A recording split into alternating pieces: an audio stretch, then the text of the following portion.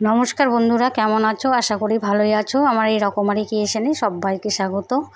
আর আমি একটা নতুন রেসিপি নিয়ে চলে এসেছি। তোমরা প্রথম থেকে শেষ পর্যন্ত দেখতে থাকো, আশা করি ভালোই লাগবে।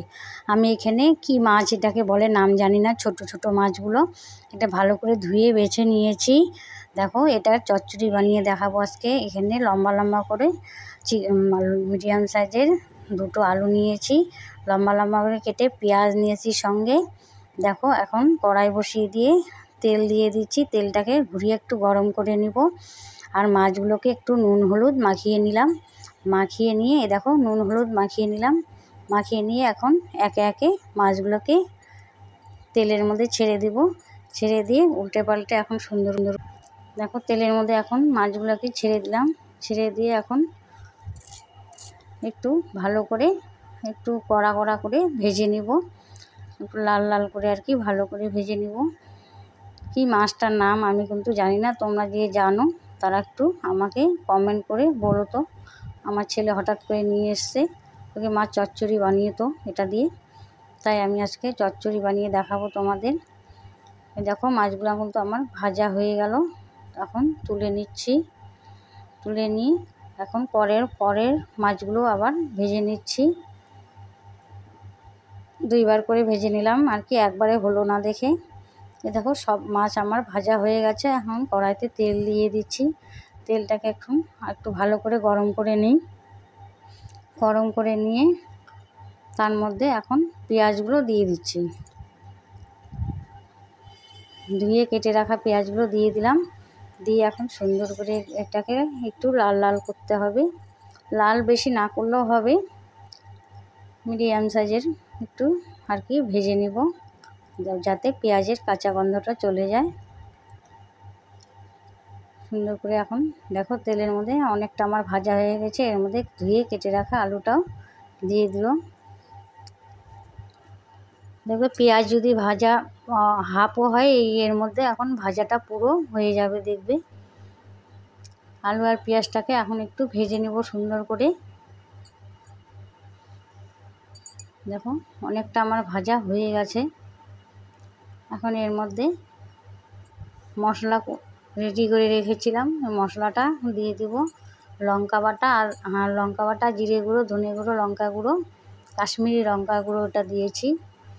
এর মধ্যে একটু জলও দিয়ে দিলাম ধুয়ে, যাতে মশলাটা পুড়ে না যায়। এখন মশলাটা আলু আর পেঁয়াজের সঙ্গে সুন্দর করে মিশিয়ে নিলাম।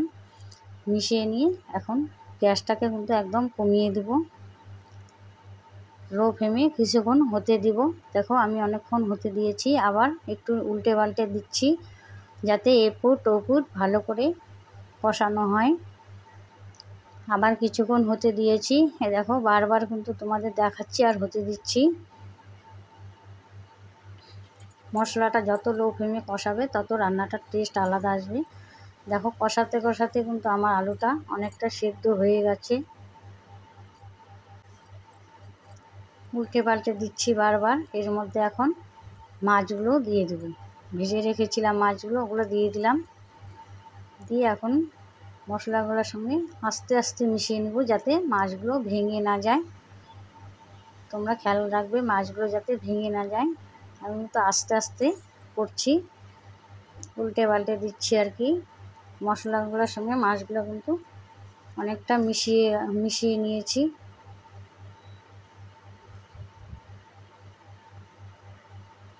দেখো, মশলাটা কিন্তু আমার অনেকটাই কষানো হয়ে গেছে। এর মধ্যে এখন জল দিয়ে দেবো, যাতে আলুটা ভালো করে সেদ্ধ হয়ে যায়। বেশি কিন্তু জল দেব না।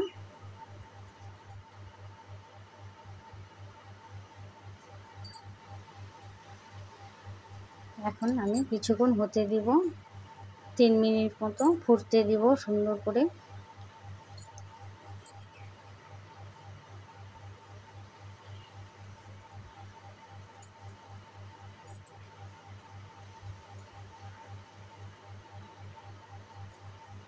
দেখো, আমি কিন্তু ফুটিয়ে নিয়েছি, জলটা কিন্তু একদম শুকিয়ে গেছে আমার। দেখো, এরকম অবস্থায় আমি এখন একদম কমিয়ে দিয়েছিলাম অনেকক্ষণ। এখন গ্যাসটা বন্ধ করে দিলাম।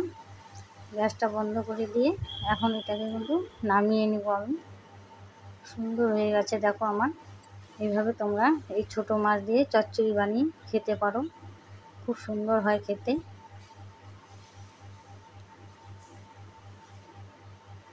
আমার ভিডিওটা তোমাদের কেমন লাগলো অবশ্যই কমেন্ট করে জানিও। আর যারা যারা দেখছো একটা করে লাইক দিও বন্ধুরা, আর যারা নতুন আছো সাবস্ক্রাইব করে দিও চ্যানেলটা। আমি নতুন নতুন ভিডিও দেখাবো তোমাদের। কালকে আবার নতুন আর একটা ভিডিও নিয়ে আসবো। আজকে এখানেই রাখছি, তোমরা এভাবেই আমার পাশে থেকো, নতুন নতুন ভিডিও দেখতে পারবে। সবাই ভালো থেকো, সাবধানে থেকো, রাখছি।